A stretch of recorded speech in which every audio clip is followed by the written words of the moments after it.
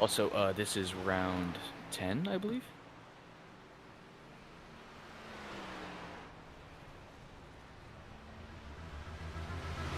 11. Okay, all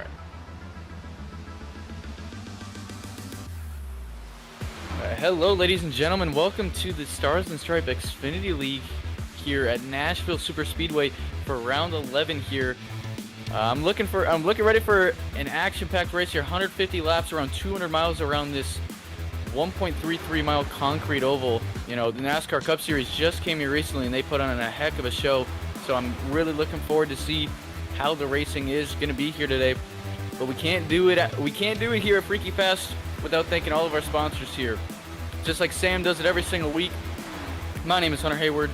With me is Robert Moore Jr. in the production chair, and also going to join me in the commentating booth as well for some of this race.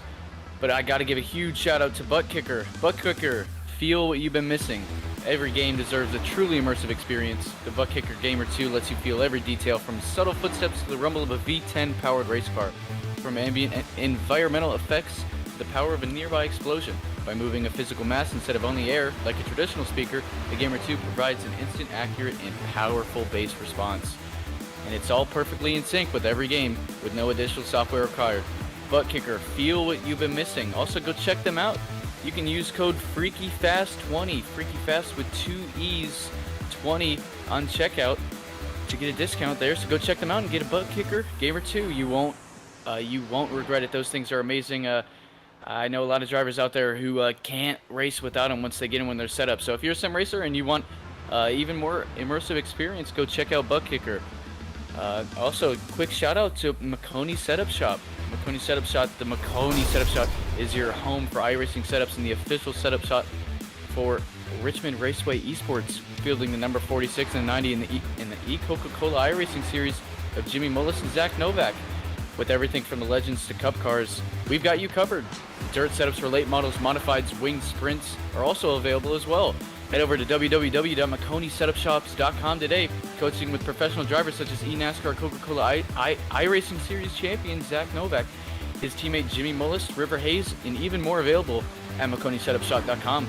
Coaching for just $25 per hour. The newest book, How I Drive, featuring foreword by Anthony Alfredo, is now available as well. Come learn from the pros and be the best driver you can be on iRacing. And remember, Makoni Setup Shop, there are setups, but they're your victories.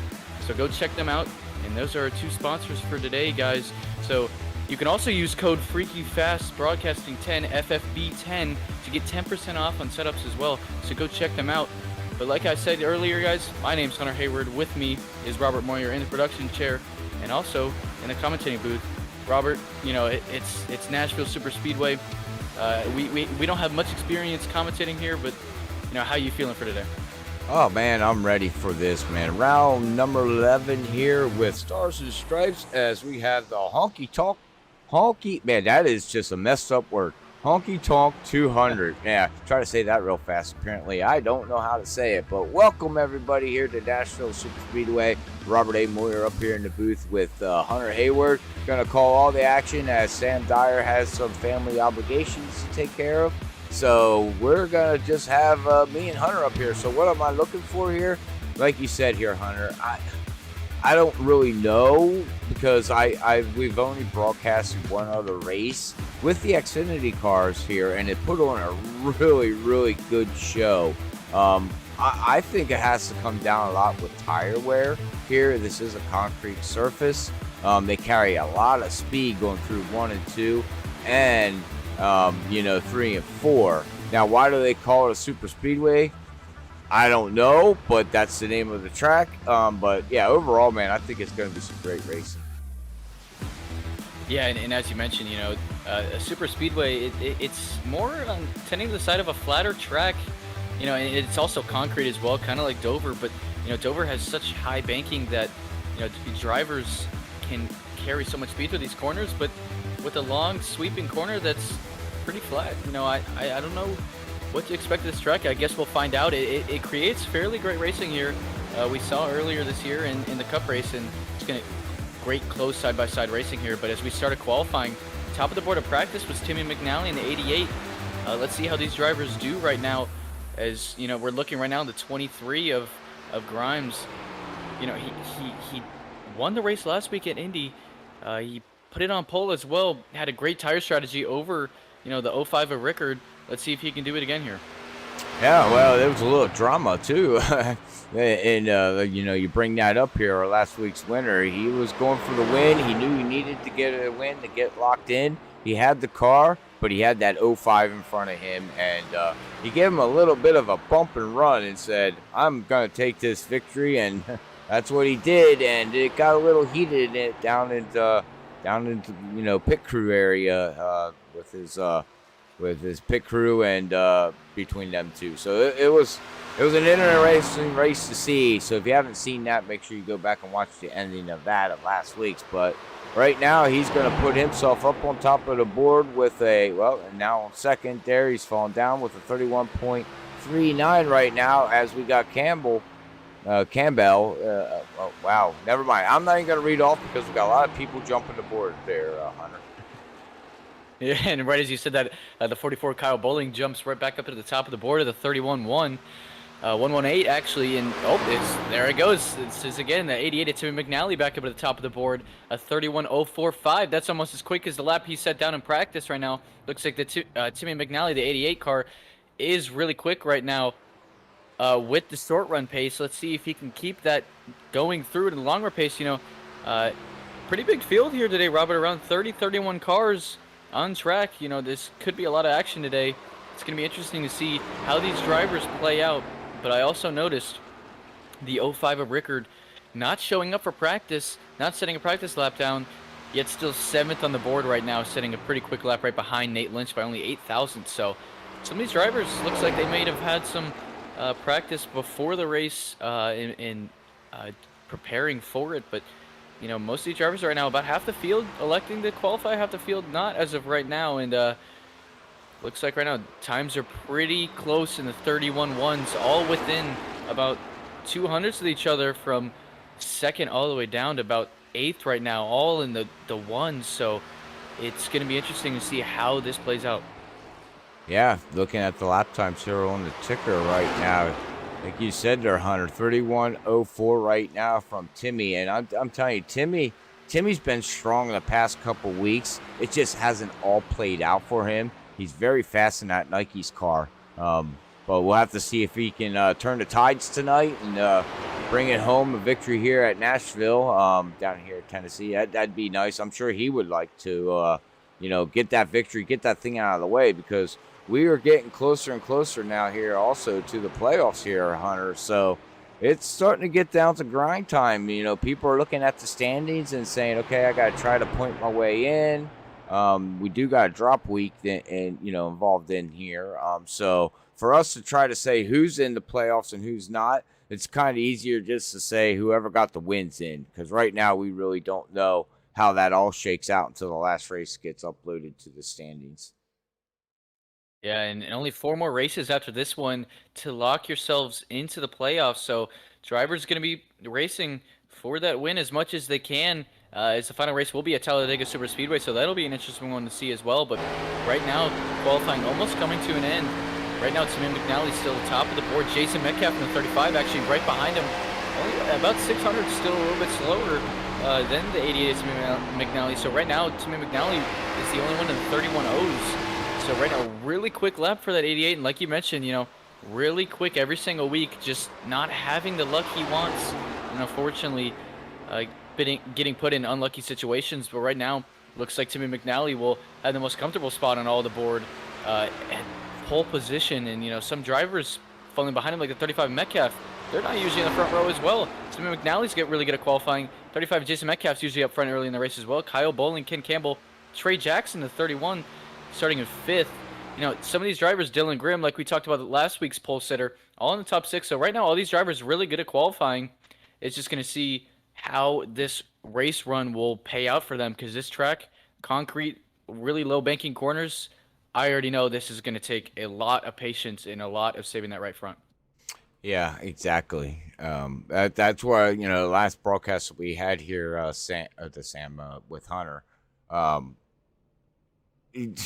it came down to tires. It really did. So I really think tonight's going to come down to who can save their tires, who can save the right front. But there we are. Here's our qualifying results here.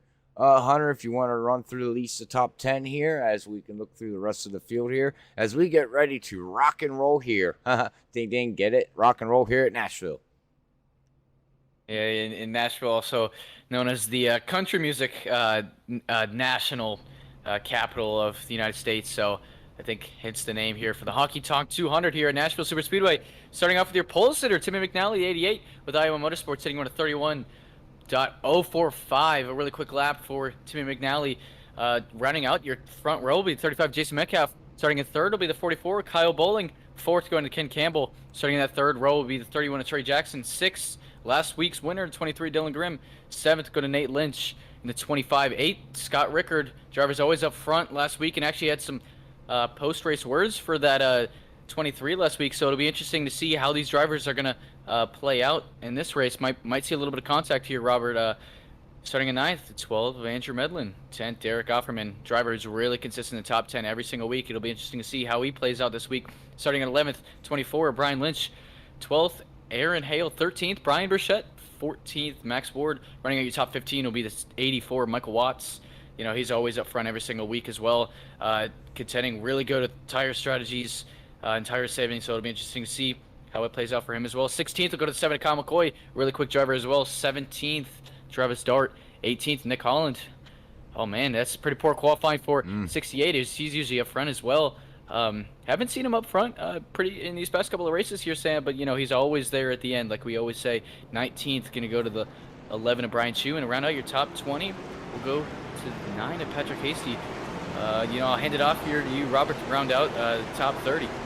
All right, as that is going to be your starting as they are rolling off here, and we got Patrick going to be starting there and drop the hammer at that number 9. And Mark Beverly here in the 51 is going to start 21st and go down. You can see Christopher Wade. Wow, 53. That's a weird 24th there, Hunter. But we got some drivers here in the back of the field that normally are not in the back of the field.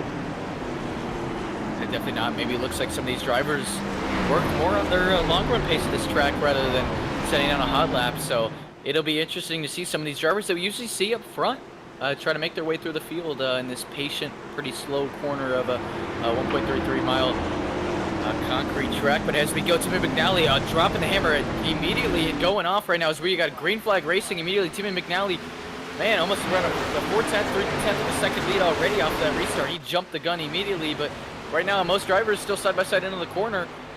Looks like drivers starting to single file out pretty quickly. It doesn't look like too much is going on right now. Looks like drivers already trying to get into their pace immediately, but right now already got to the back of the bumper, the 88 Timmy McNally's, the 35 Jason Metcalf. He's not letting anything back. He's not letting anything back either. Oh yeah, we got a battle back here with the 23, the 50. Yeah, man, I'm stuttering here tonight, ladies and gentlemen. I do apologize, poor Hunter. Apparently, words do not want to come out of my mouth here. Oh, don't worry.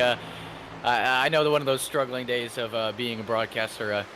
You know, we all had to start at some point, and some days our mouth doesn't want to work out with us. So it's all good, Robert. But yeah, like you said, that battle right there, you know, the 05 of Rickard getting behind that 23. We talked about it last week. Them having a kind of a little bit of a run-in at the end of that race right there.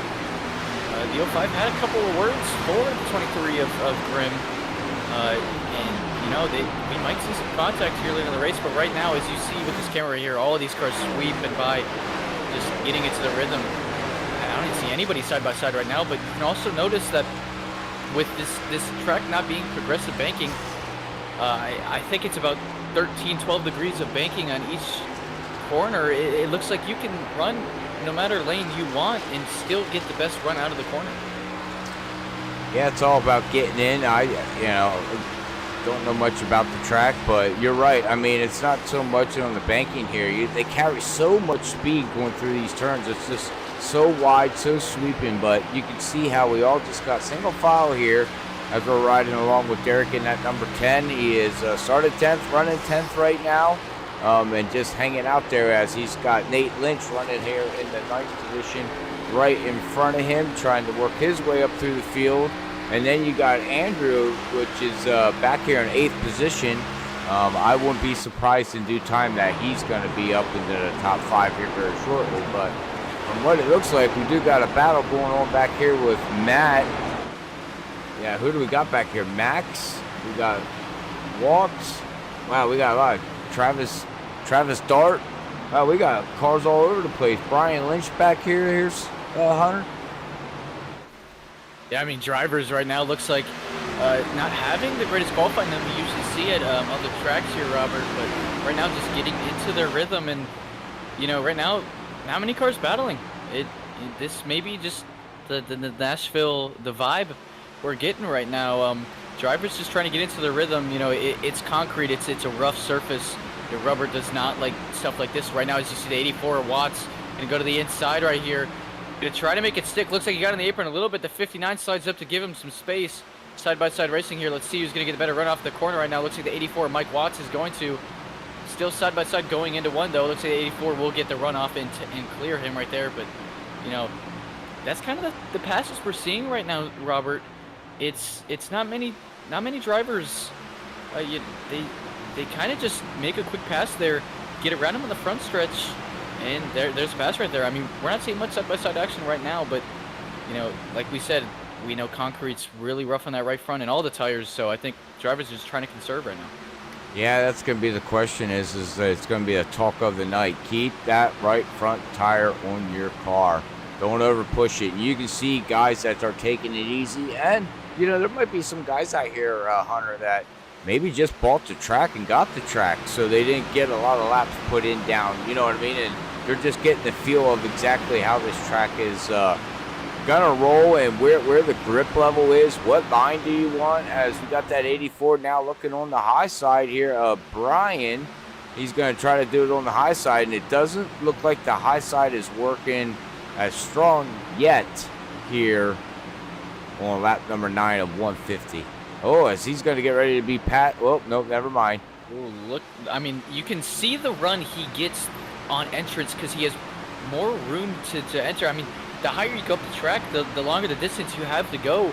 So you can see the run he gets on entry right there. Oh, gets a huge run on the 24. But since he has more track to work with, you know, the center of the corner becomes longer and further away. So he's driving more of the corner than that 24 is. Now the 59 is going to get a little look on the inside of him, but, you know, the benefit of having running that outside line on the corners is, you know, you're running more of the track on the outside, so that makes the straightaways longer, creating a bigger run on the outside right now. But it looks like the 84 just can't carry it through. But the 223 of Dart now is running that top run, and right behind him, or the 209, excuse me, actually is, yeah, and he's running right behind him, running, you know, the middle of the top groove as well as 84, but looks like he's making it work, getting right back to the back bumper of the 59 right now of Ward, and it is Dart, actually, excuse me, yeah, the 223 is Burchett, but right there, oh, no, and he goes way down to the apron, he holds on to it, though.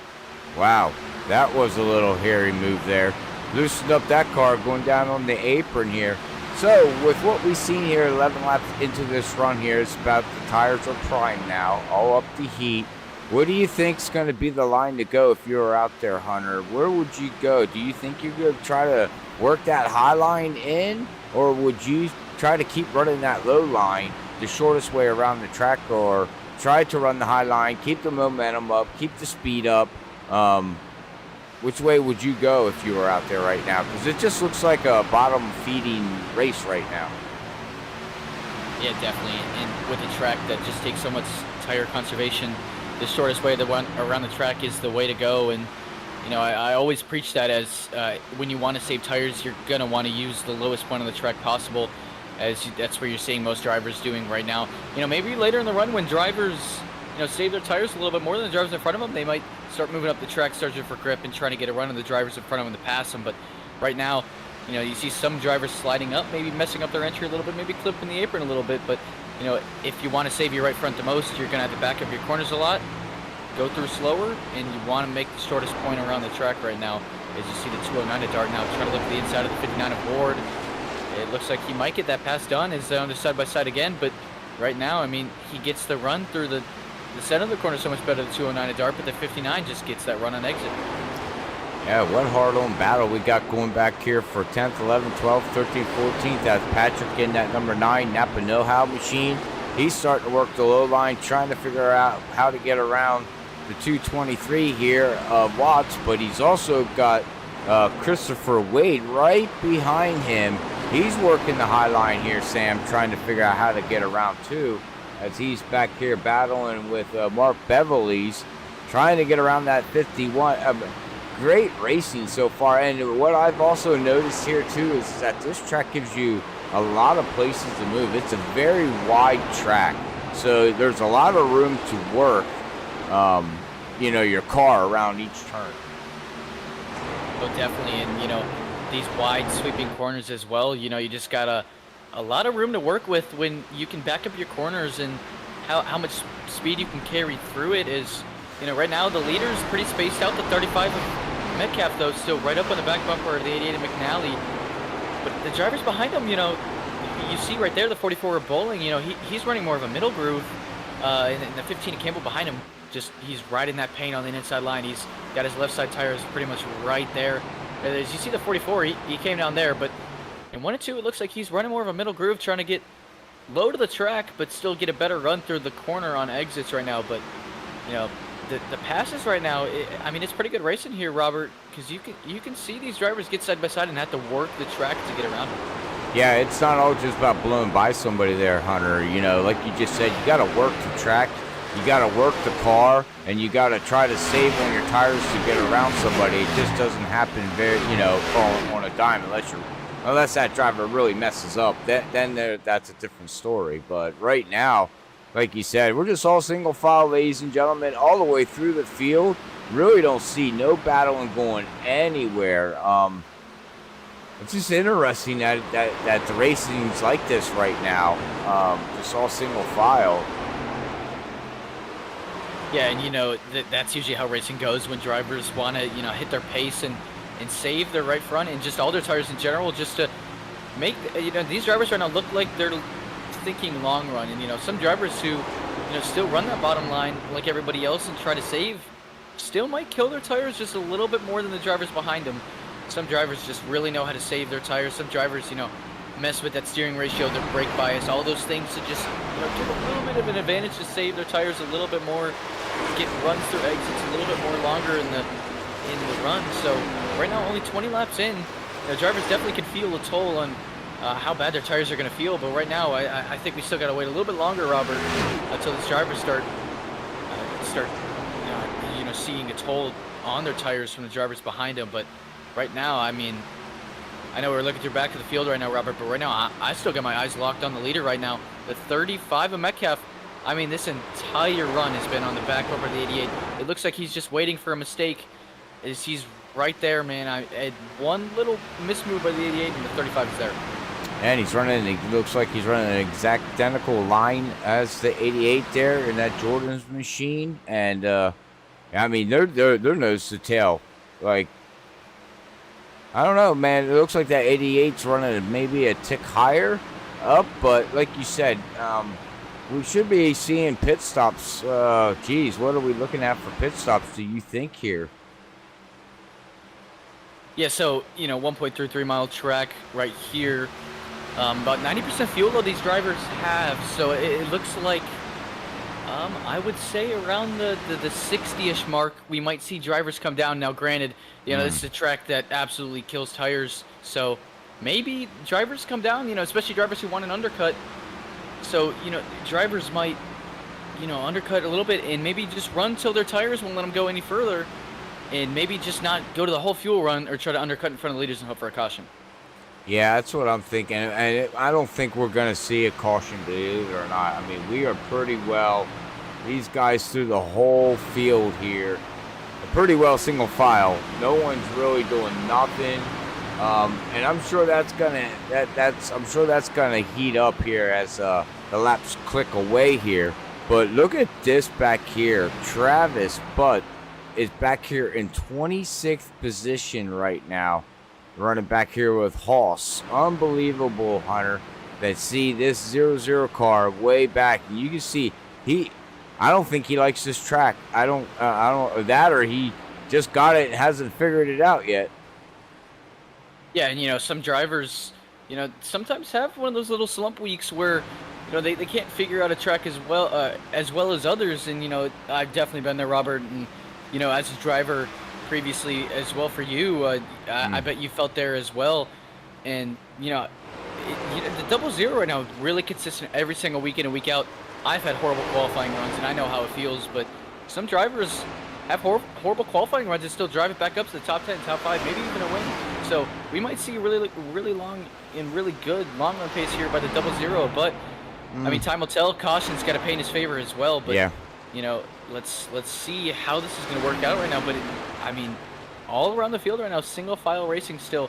A lot of bottom feeder racing. Some drivers electing to move up to the middle groove now a little bit, but still that 35 in Metcalf still looking for a mistake on that 88.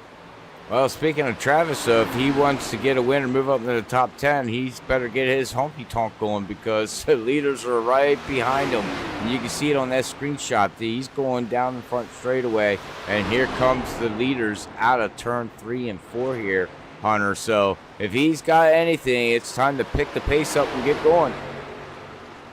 Oh, definitely. As a driver who is not in an altering strategy, but just in a different predicament of what the leaders are in.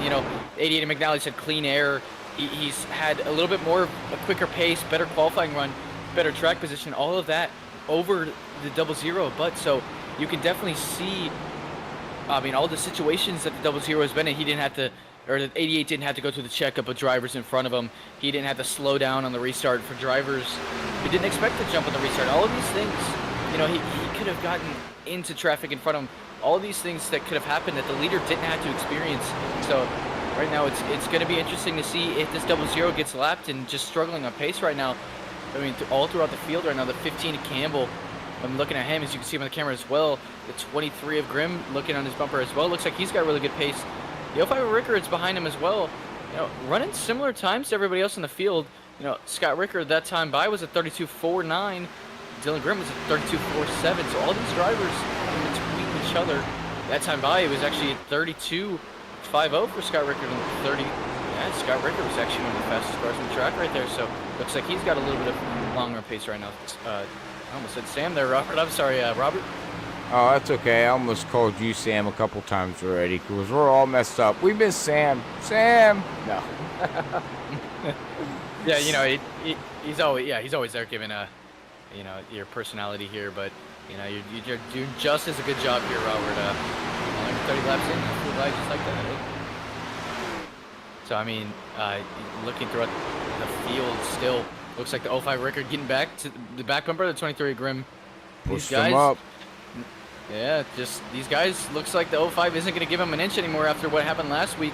These guys are definitely going to race each other hard. It looks like they're still going to race each other clean here as the 05 now side by side. It's going to slide up a little bit in the corner. Might see some contact here to back out of it. Couldn't roll it through center like the 23 could, sliding on exit of the 23 of Grimm, but he's going to hold on to that position. That's not going to be good for his rear tires, though, there, Hunter. Him going through like that and that 05 underneath him, pushing him up, getting him loose. You can see that 23 is just... It's loose. Watch, coming off this exit. Watch back. Kicked out again. Now, that's twice he's done that. So, them tires ain't going to like that. He ain't going to be able to keep doing that because now here comes Andrew in that 12. He says, hey, I want a piece of this action. And then you got Kyle. Kyle's right there. He says, hey, I want some of it too. Oh, yeah, definitely. And, with this track, you can see, the bigger run the 23 gets out of the corner. But since he's harder on those rear tires to get in the gas quicker, he's going to slide it. All those pressures then shoot up. It gets hotter, and that's where all the grip goes away. The 05 Rickard doesn't have that right front turn to the center of the corner like the 23 does because the 23 has more track to work with.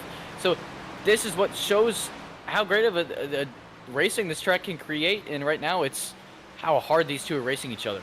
Yeah, they're very hard racing as Andrew's trying to figure out, okay, Scott, what are you doing? I'm trying to catch up to you, but I just can't get there, and maybe it has to do with maybe a little bit of dirty air. Maybe there's some dirty air here that we're not talking about, Hunter, that's causing these guys not to be able to do what they want to do on exit on older tires.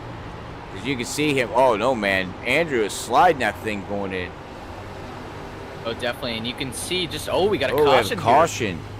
Oh, the Yeah, that Travis mixes Butt. everything up. Yeah, Travis Butt saying, yes, I needed that. Yeah, yeah, it definitely is. You know, Travis Butt definitely could see the leaders in front of him on his relative. I don't know what happened there, Sam. I guess, I can see smoke in the backstretch, actually. I'm not Looks like Sam. there was... I'm sorry, Robert. I'm so used to saying Sam. It shows the kind of impact that he had up here in the booth. I'm sorry there, Robert. I'll probably accidentally call you Sam a couple times. You'll probably accidentally call me Sam as well, but that's all right. But first caution here tonight, about 33, 34 laps in. Let's see if there's any takers on pit road. We'll go back here on the Freaky Fast replay. It looks like Patrick was involved in this one here, the 09. And it looks like Mike. We'll see what happens here. As, hang on there. Max slid up, got hit. And, No. there it is. Oh, Mike was involved into that. Man, hard contact. And that was one of our drivers we see up front as well, the 68 of Nick Holland. So, man, that does not, that just shows the luck the 68 has not had in these past couple of races.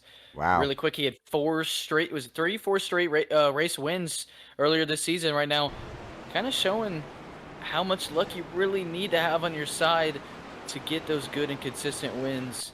And right now, the 68 looks like he's going to be out of his fast repairs after that wreck. But right now, most drivers coming out taking tires. 88, it's Timmy McNally. All the drivers following behind him also took tires as well. It looks like all those drivers are on 14, 15-second pit stop time. So, yep, it looks like that. Actually, the 00 Travis Butt looks like he came down 8-second pit stop. Maybe he was gas only. Looks like he's not going to take any tires. Maybe he's thinking bigger picture here, Robert. And yeah, I mean, that's a very interesting call for the 00. I was going to say, that's a very interesting call there, Hunter. Wow, okay. You know, I'm not sure why would you do that. Yeah, you know, as a driver, you know, when you only have a certain amount of sets in the pits, you want to think bigger picture. Yeah. How can I use all these sets as fast as I can and as well as I can? And I'm thinking the 00, 35 laps on a concrete track like this. I just know it's gonna destroy your right front more than you want, and you can't really do much about it. So it looks like they have about 3 sets in the pits. Yeah, they have 3 sets in the pits. Looks like Travis Butt's not going to take any of them. So maybe he's thinking for a late race caution when all the other drivers have used their tires and he hasn't. So it'll be interesting to see as we still got 2 to green here, Robert. Timmy McNally, the fastest car on track that entire run, actually. Besides a couple of laps, the 35 Jason Metcalf was, you know, contending with him as well. Do you think the 88 is still going to keep his really good long run pace and even short run pace here at Nashville, or do you think the 35 is going to have some competition right there? I think the 35's got something for that 88. He just got to do it on the start. They're running basically equal lap times, Hunter. So, you know, we say it too with fresh tires.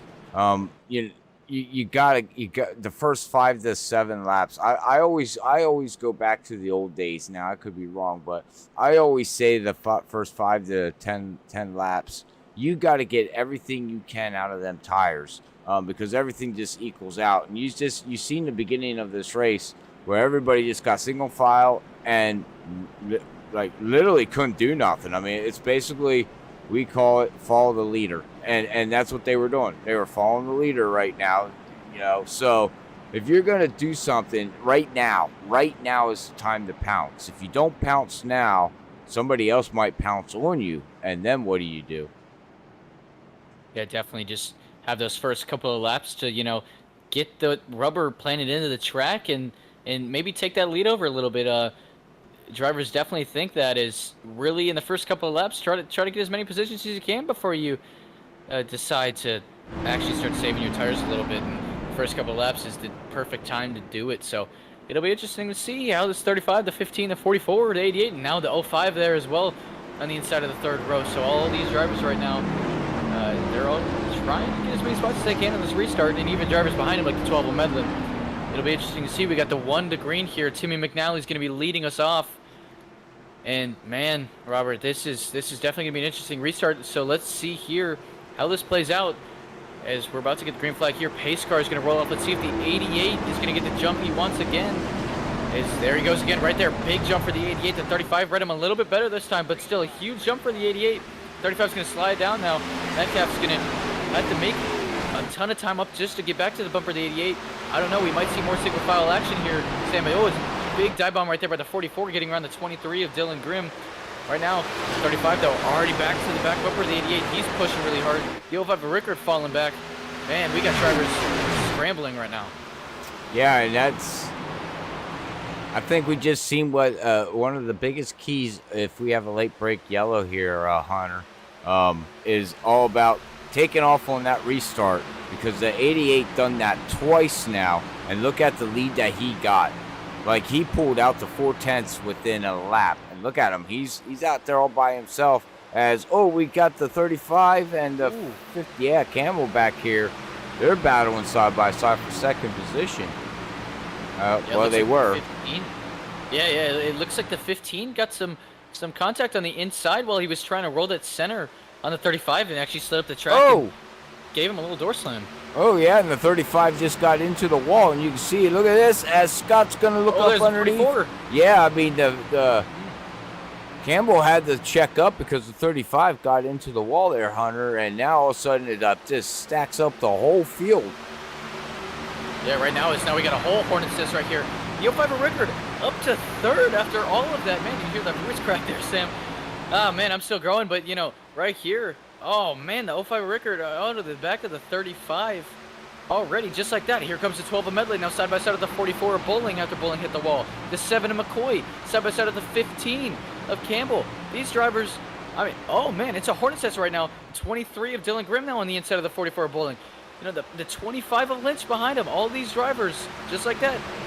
We went from single file kind of tire saving action right now to all these drivers trying to make up all of this time really quickly. Like you said, the 12 of Medley signing up in the center of the corner, but you want to get as many positions as you can in the first 5 to 10 laps before you actually start saving your tires. Well, I noticed too, if you're on the low line and you're exiting, and if you can slide up a little bit, make that car on the high side slide up a little bit, they have to get out of the gas or they're going to plow the wall down. So maybe that is a passing strategy you can use. Some people might say that's a little dirty, Hunter, but, if you slide up, make him slide up a little bit, he's got to get out of the gas. If he doesn't, he's going to hit the wall. So, maybe play dirty cleanness, passing somebody. Dirty cleanness. I like that. I might need to use that a little bit more. But, drivers, when you don't have the run that you want to the center and keeping it pinned down, your car wants to slide up, and when you have somebody out on your outside like that, you're gonna have to get out of the throttle, or one driver is not gonna be happy, or one driver is gonna be spinning or in the wall. So, like you saw with the 12 of Medlin, side by side, just couldn't carry the speed like you wanted to. The center of the corner had to slide up and had to get completely out of the gas unless he would have hit that 23 of Dylan Grimm. So, drivers right now, just I really think the higher groove is where you want to be if you're side by side with somebody, because if you keep them pinned down there, there's no way they're getting around you. They gotta slide up at some point. So drivers right now scrambling right now still, as we have the 31 of Trey Jackson now getting around the 23 of Dylan Grimm. Dylan Grimm was up 5th, 4th. Actually went a similar time to the leader that time. Right now falling back just a little bit, is now with the right next to the 84 Mike Watts trying to get around him side by side of the 31 of Trey Jackson. Maybe he's thinking big picture already. Yeah, that, or he did get into the wall though, didn't you say, Hunter? No, that was a 44. Okay. Oh, yeah. Okay. Yeah, it looks like the 23 right now has a completely clean right side, but the 84 behind him actually does not. 84 behind him, he has some heavy right side damage. Looks like he got into the wall a little bit earlier in that run, so he might have to take care of that later in the race.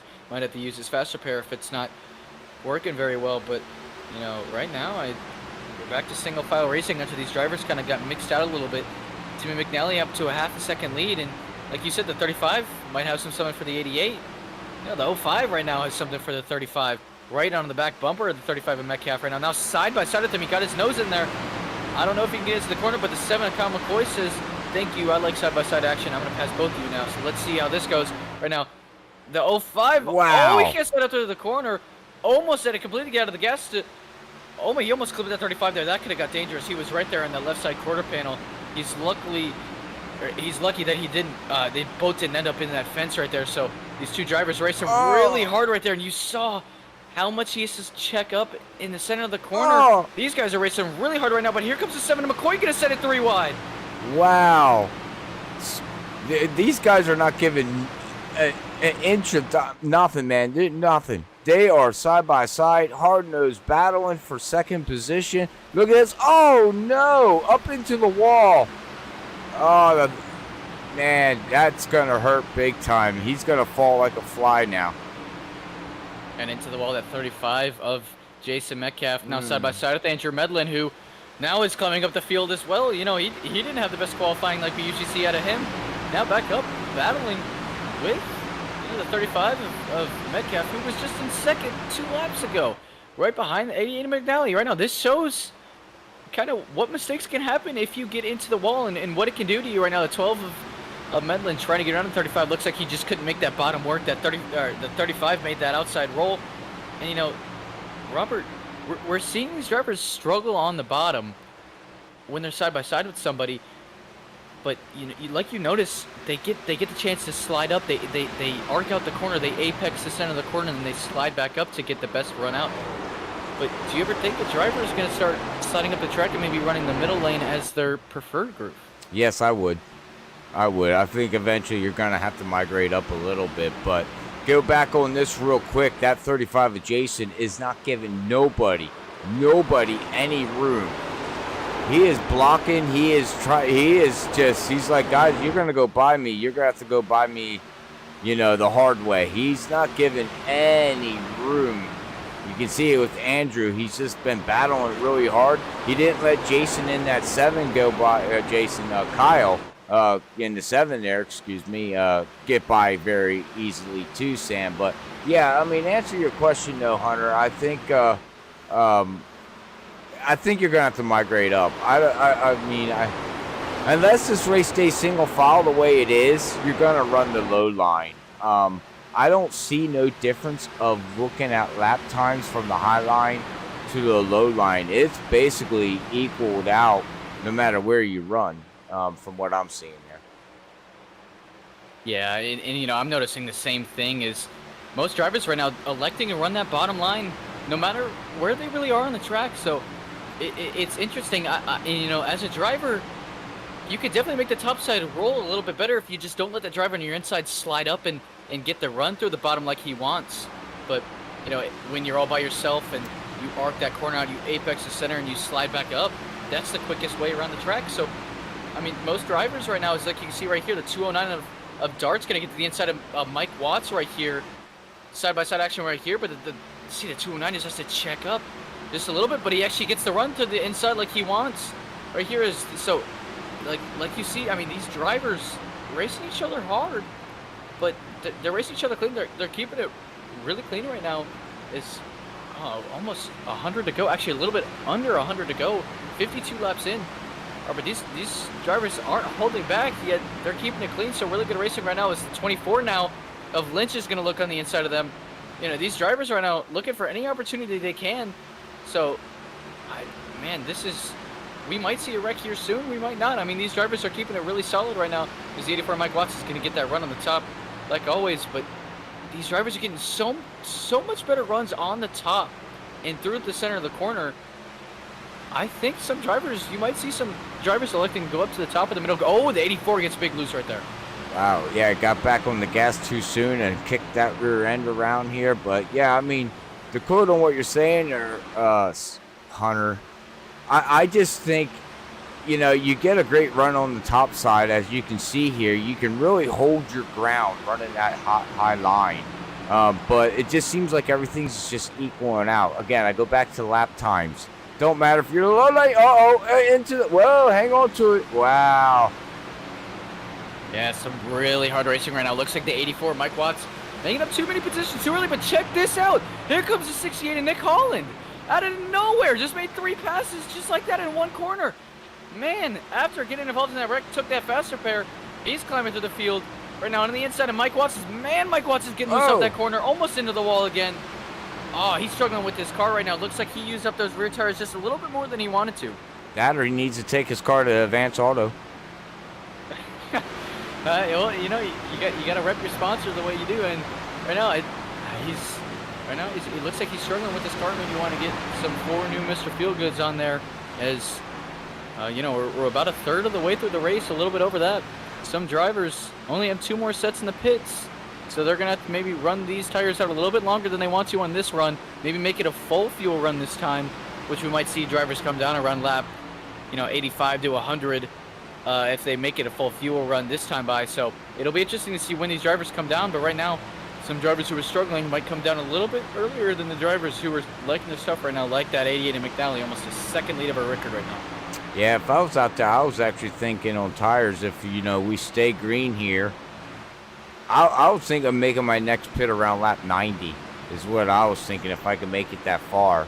Lap 90, you got 2 sets. That'll leave you with 1 set. You can run that out to close to the end of the race, take that last set, and then have like a 20-lap stint, maybe a 25-lap stint, and see what you can do.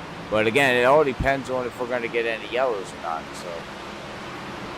Right, and most drivers, when they look at how many sets they have, they think about how they can split each tire into about equal stints. If you have a 100-lap race and they have 2 sets in the pits, or maybe 1 set in the pits, drivers want to split it in half usually and make sure they can get about an equal amount of run on those tires as they can right now, or as much as they can in that run. And maybe that's how drivers are going to be thinking of this track right now. But looking right here on this onboard, right behind the 68 of Nick Holland, that REG Customs car right now, just lifted on that throttle really early, getting into the brakes a little bit, making it coast through the corners a little bit, and just getting back into the gas there, slowly back into it. Don't want to spin those rear tires a little bit too much, and you send it around right here, coming back into the corner.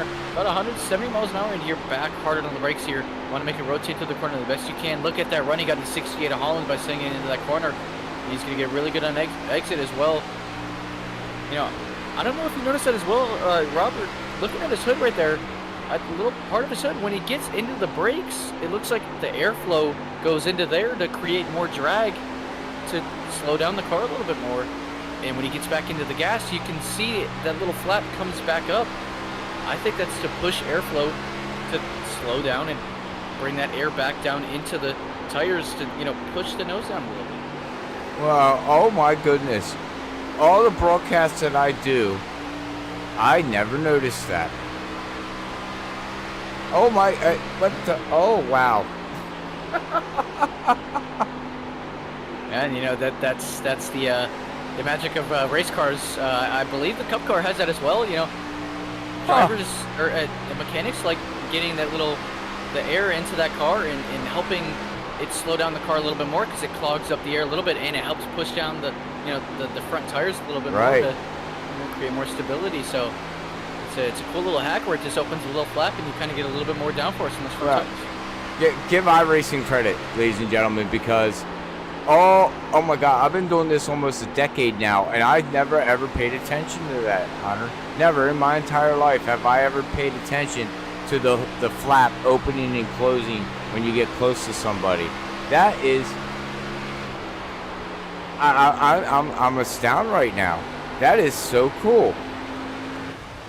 Yeah, and it just shows the little things that mechanics go into the shop on race cars, and the little things they try to do to give their car an advantage over everybody else. And that right there, it might not be much, but it helps with the front downforce, and it helps with more things and all that. So it's really cool to show the little things. And like you said, I got to give credit to iRacing for adding that little thing in, because drivers just want as much grip as they can if possible, and right there just shows the little things that people put into the cars to make that possible. Yeah, I mean, because that flap's going to close going across, start-finish line and the backstretch, because you want downforce. Downforce gives you more speed.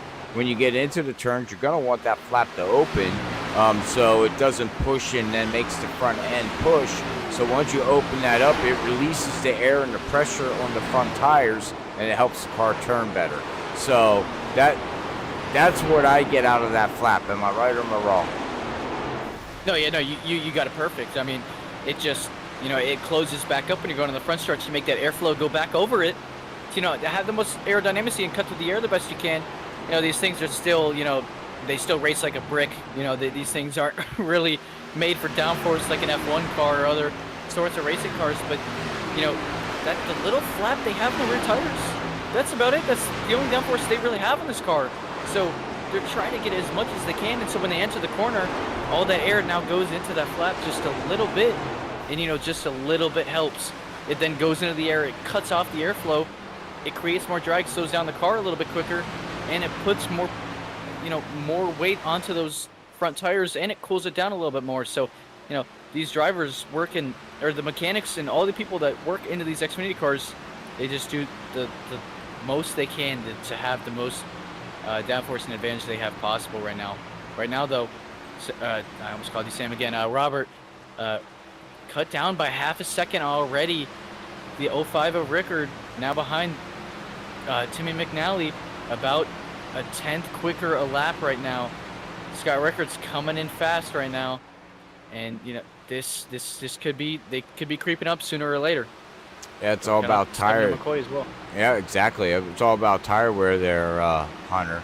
And to get off that subject now, the only thing I gotta say to iRacing is they should let us in the setup place be able to adjust that flap of how much we want it to open and how much we want it to close. Wouldn't that be something in the setups? That'd be cool. That would be cool, and maybe iRacing will, have a little update where you can do that in the Xfinity course. Maybe they already have it there. I'll have to check it out and let you know there, Robert. But almost halfway through the race, almost halfway through, you just got to give a quick shout out here to Freaking Fast Broadcasting. Everybody out there tuning in. While you're watching, if you enjoy it, hit that thumbs up button, maybe even that subscribe button. We're getting close and closer every single day to 1,000 subscribers. It would help out a lot if you hit that subscribe button. If you're really liking it, everybody out there on YouTube, put out a comment, show what you like and what you dislike about this race as well. So, any feedback helps, any comments help as well right now, especially when close racing, action-packed racing. I know every fan likes watching that, especially for drivers out there you're rooting for. So, any little thing helps as well, and make sure you hit that bell notification so you can get notified every single time, Freaky Fast puts on a race and every single going live times there is. So it'd be greatly appreciated, and I hope y'all are having a wonderful Thursday night right now. As here he is, the 05 Rickard, already the back bumper, but look at him slide. He was sliding through the middle of the corner, but the 7 of Kyle McCoy, he's waiting for any mistake of the 05 as well. Yeah, I was just going to say either that 05's used up his tires or he just tried to push it too hard. Look at wow, he's pushing that thing hard now. I wonder if they're getting close down to the end of their fuel run here, because they did pit on lap 33, dang it. Man, Sam, I'm telling you, you are going to hear an earful from us. Anyways, I do apologize to all the viewers and fans. We don't know how to speak our names, apparently, and Sam's got us all messed up. But what I was going to say is they pitted on lap 33 there, Hunter. We're on lap 71, so they're over 30%, 30 laps on their tires. And I just wonder if that 05 is now trying to get everything that he can because he knows the pit stop's coming up, because this past 2 laps, he's been sideways. Like, he's driving the crap out of that car. Oh, yeah, and I think the pit fuel run will open up for these leaders around lap 85 to 90, maybe even 100, if they run it completely dry. And also, I see some right side damage as well for that 05 at Rickard, but look how he sends it in a little bit deeper than that 88 does, but the 88 gets that run off. Man, look at that slide by the 05. All the way through that exit right there. Even the 7 of McCoy, but right now he's looking low on the 05 right now.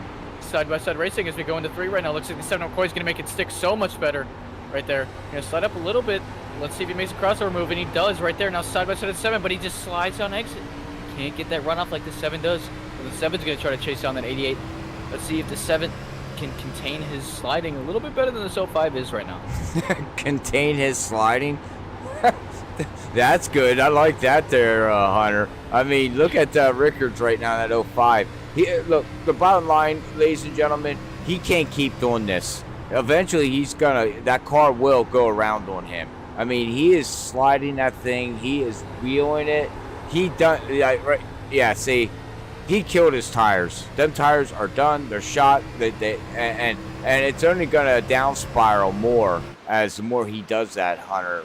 It ain't gonna get any better. It's only gonna get worse. And when I say it gets worse, it's not worse a little bit here, a little bit there, a little bit there. Every time he does it, it keeps getting worse and worse and worse to the point where either he's gonna blow a tire out or that thing's gonna spin out on him. Oh, definitely. And, this is where the benefit actually comes into play for him, and a little bit better, not the strategy he wants, but you're going to have to listen to is, he's definitely struggling a little bit more than the two cars in front of him right now, than the leaders are. Man, just look at the slide he gets in and out of the corners. That's just, the air pressures are going to keep going up more and more. The tire's going to disintegrate more and more. You're just going to lose more and more grip every single time. But I think when the pit window opens up, you're going to want to pit before the leaders undercut it. But when you get that undercut, you're going to be running faster, even if you're saving your tires. So I think the 05 should pit a couple laps before these leaders, save his tires a little bit more, so he'll be in front of the leaders. So the leaders will have to use up their stuff to catch up to him while he's still saving his tires. So that's where the undercut strategy comes into play. But right now, that's 7 of McCoy on the bumper of the 88 of McNally. He's trying to make something work. Let's see if he can. Right now, like I said, containing a slide.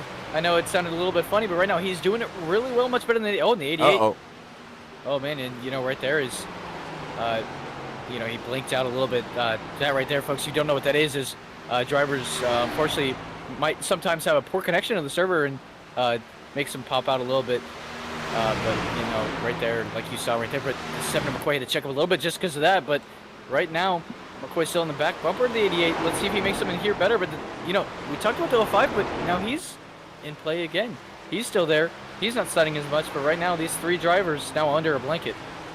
Yeah, just ignore the ticker, ladies and gentlemen, because he blinked out that hard that it actually shows him that he is out of the race. And we're now waiting for the ticker to say, hey, our software to be able to see him out on the track. He is still the leader over Kyle and over Rickards right now in the first, second, and third position, as Andrew in that 12 is running in fourth position. But if that ticker don't update, I will do my best to get it updated to show that he is actually still out on the track.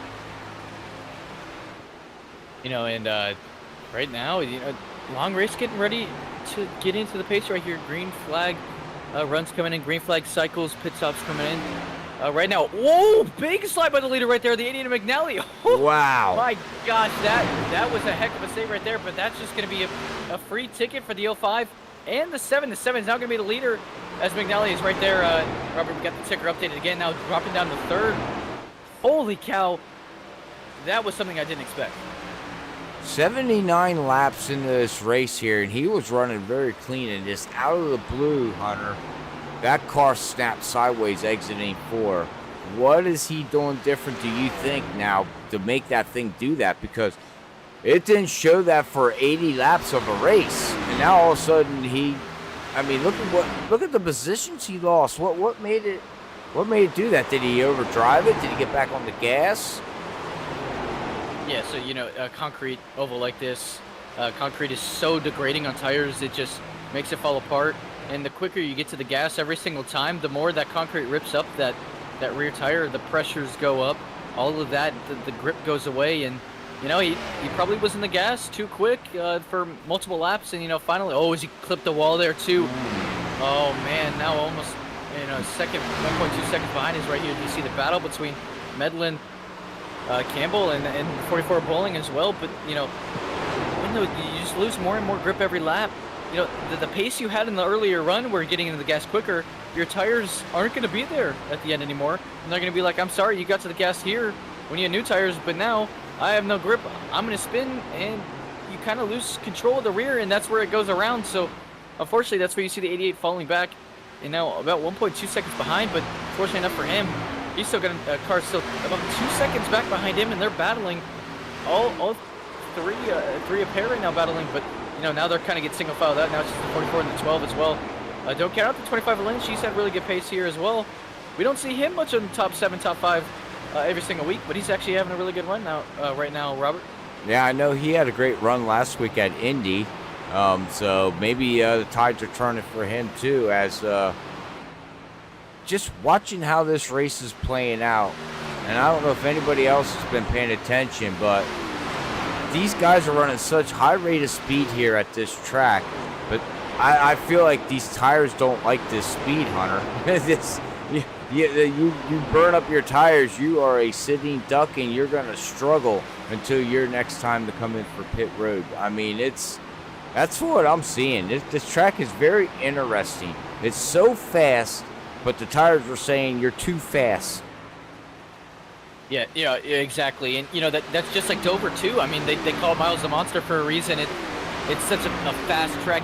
You send it into the corners. You don't really touch the brakes at all in a qualifying lap, and it's a short track.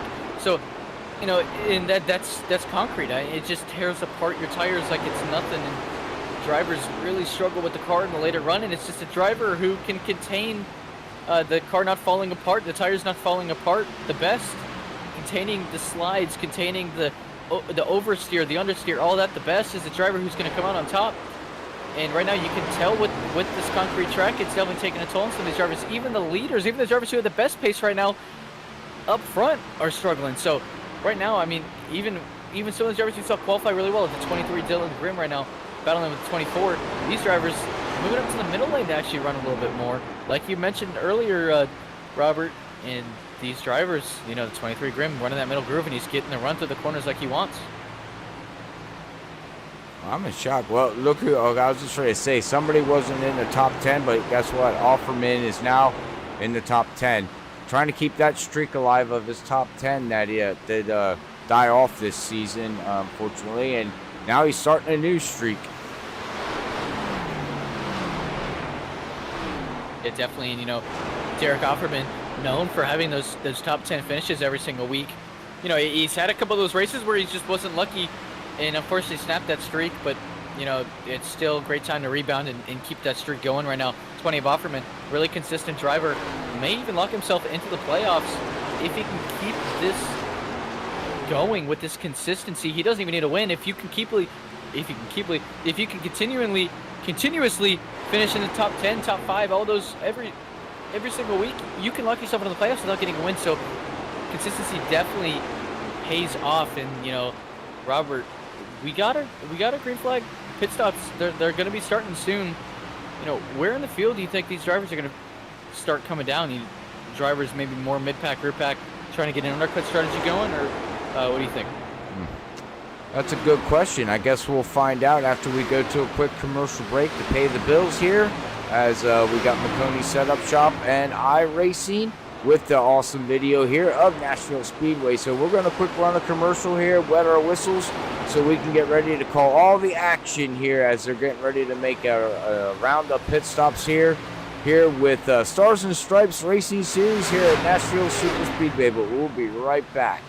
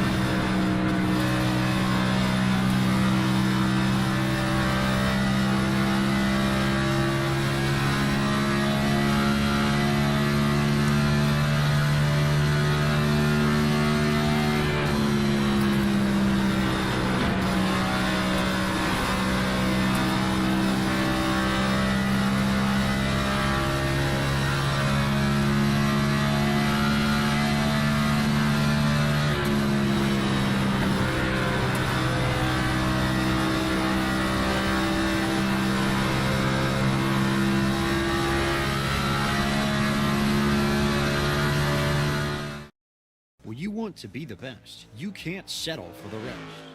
There's a reason that Makoni Setup Shop is trusted by more virtual and real-world tracks and companies than any other setup shop in iRacing. With partners such as Stafford Motor Speedway, the Nashville Fairgrounds Speedway, Five Flag Speedway, Speed 51, and more. When you want something done right, you go to the experts at Makoni Setup Shop. With setups available for most series on both asphalt and dirt, built by a team of professional builders consisting of some of the top talents on the service, Makoni Setup Shop LLC has what you need to hit the track with confidence. Head over to MakoniSetupShop.com and learn why Makoni Setup Shop is the official setup shop of Richmond Raceway Esports and is partnered with some of the largest names in virtual and real racing. And remember, at Makoni Setup Shop, there are setups, but your victories.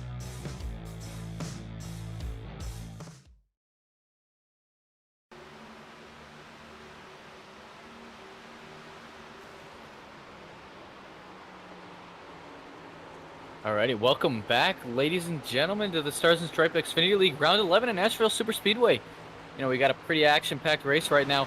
Lap 97 and 150. Well into the green flag pit cycles right now. Patrick Hasty, Brian Chu, Kyle McCoy, your top three right now. Kyle McCoy flying through the field again after making that green flag pit stop. The 88 at Timmy McNally's behind him. Same thing with the 05 of Scott Rickard. All racing between each other again. 12 of Medlin and the 15 of Ken Campbell as well.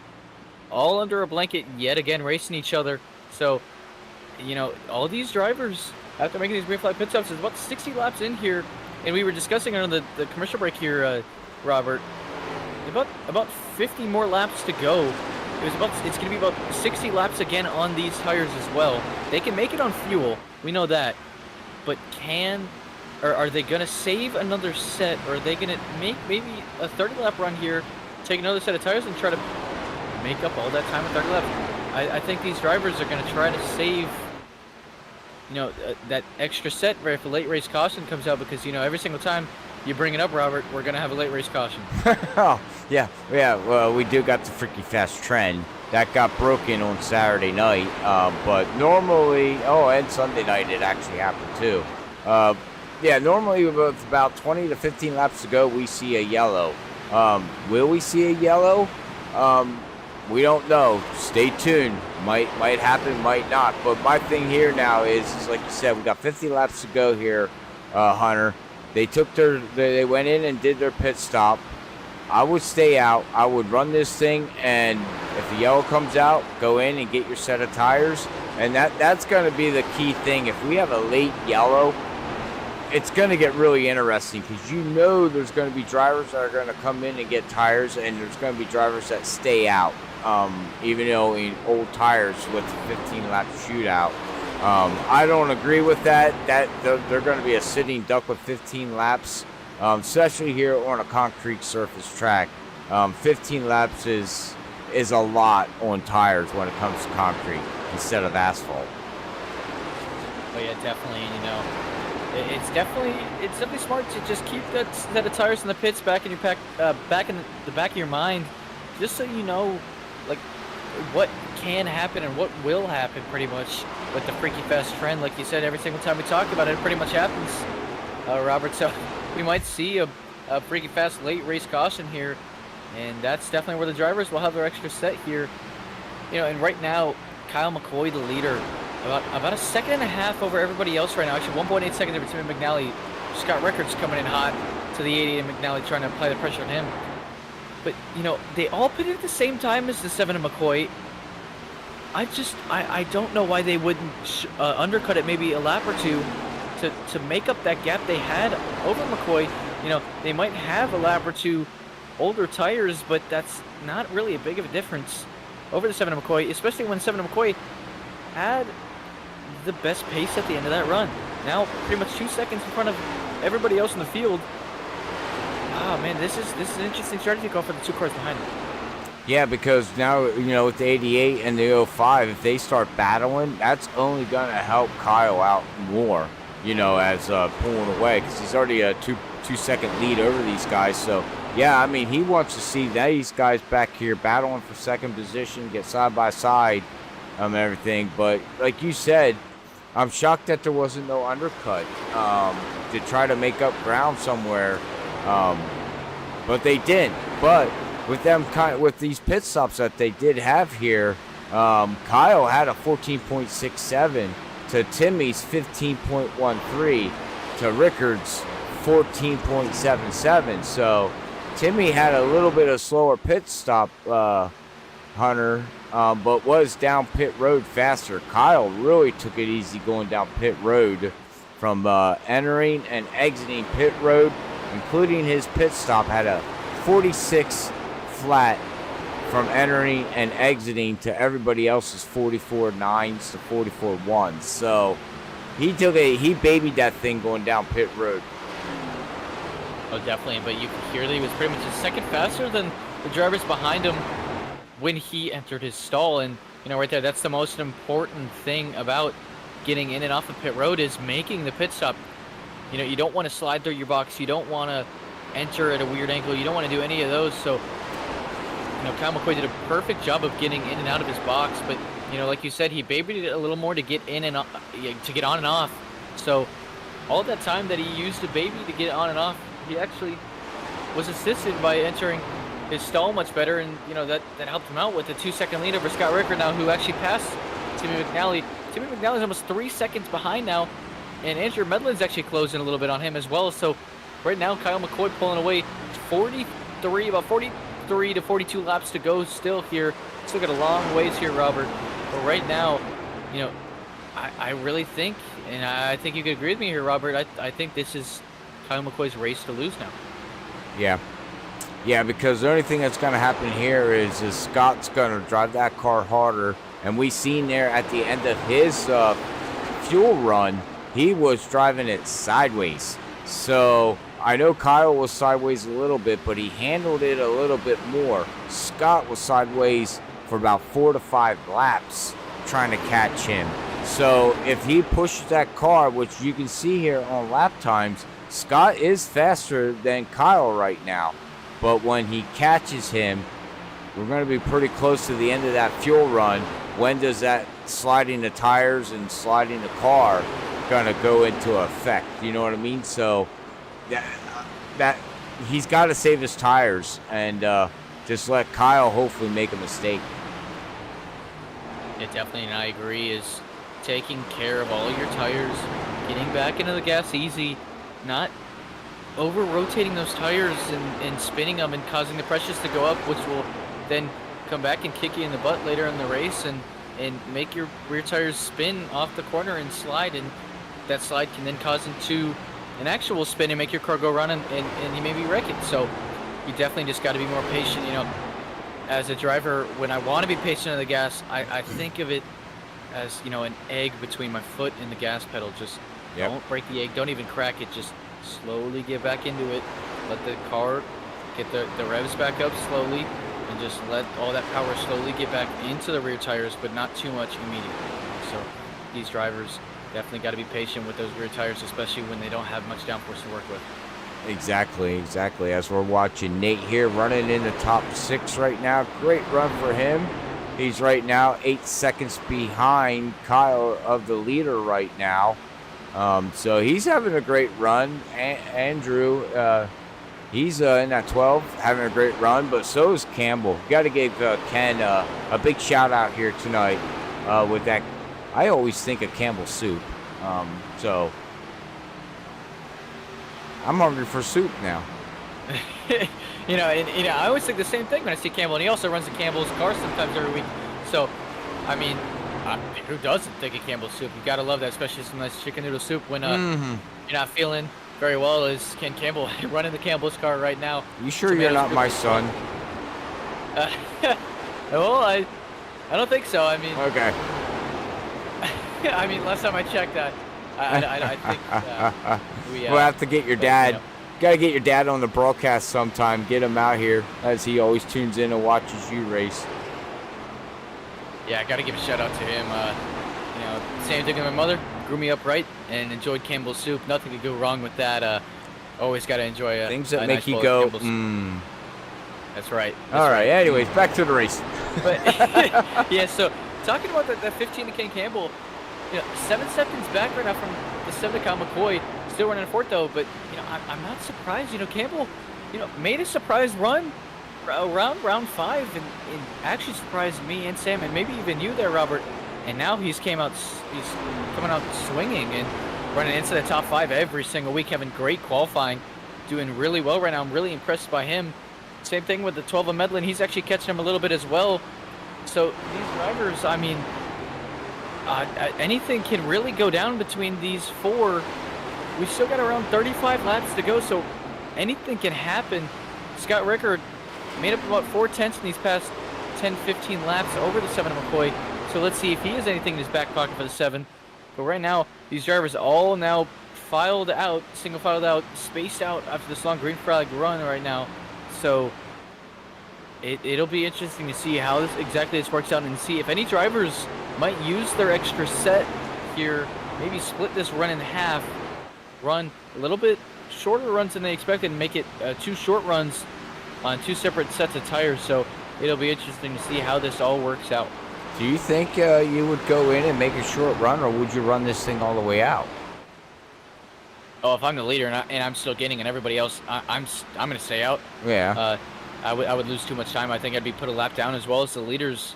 It would be just too less time to make it up. But, some drivers might make that call, especially when I only have 1 set left and there might be a late race caution. I keep that in my back pocket. But right now, it's actually a good time to bring it up. 7 of Kyle McCoy right now, last time by, 32.10. 05 of Scott Rickard, a 32 flat. Right now, Scott Rickard about a 10th a lap right now. Now up to 1.5 seconds behind him. So it looks like he's catching him every single lap right now. A 32.2 that time by Kyle McCoy. A 32.29 by Scott Rickard. So actually they're kind of even right now in times. Oh wow, Timmy McNally the exact same time right there as Scott Rickard. So all these drivers running very similar times. It's going to be interesting to see 11 of Brian Chu pulling around racing right now with a 00. Actually going to let him by right now. You look at him with the Interstate Batteries car right now. I've always liked that paint scheme. Me too. Back to the Labonte paint scheme. But, all these drivers are now the 209 of Dart, actually up to 10th, having a really good run for himself as well. Same thing with the 31 of Jackson, 20 of Opperman in the top 10, as we usually see right now in the 20 car, battling right now with Trey Jackson actually. And, these drivers, we're only seeing a little bit tiny battles throughout the field right now.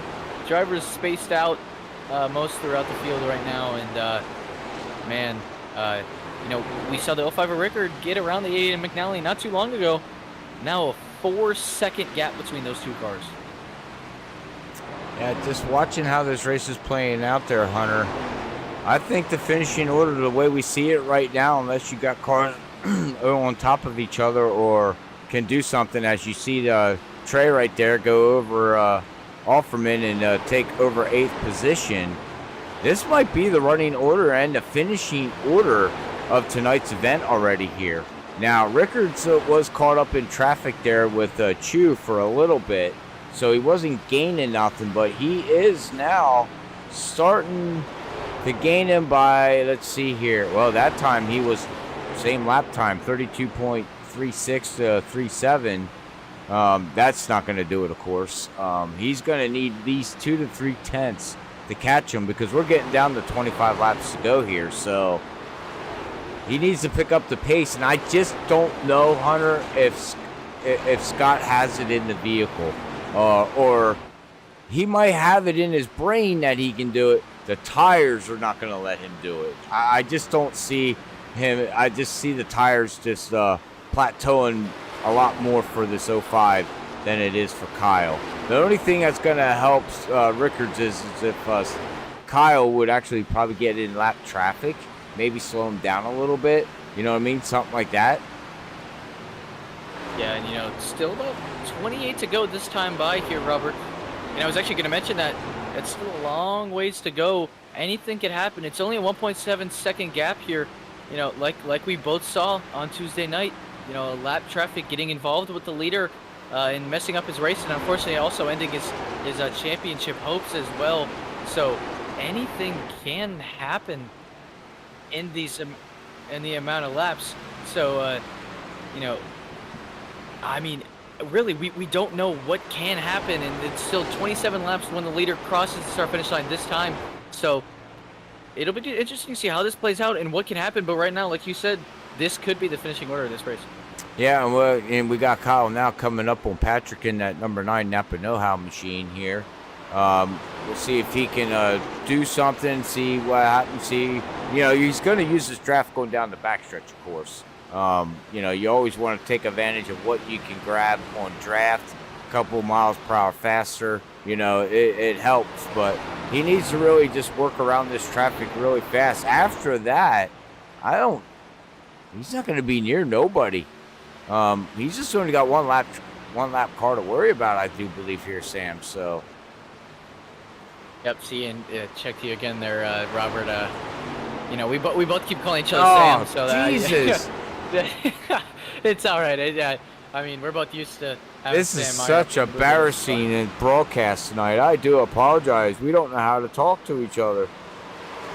We don't commentate together. That's the problem, Hunter.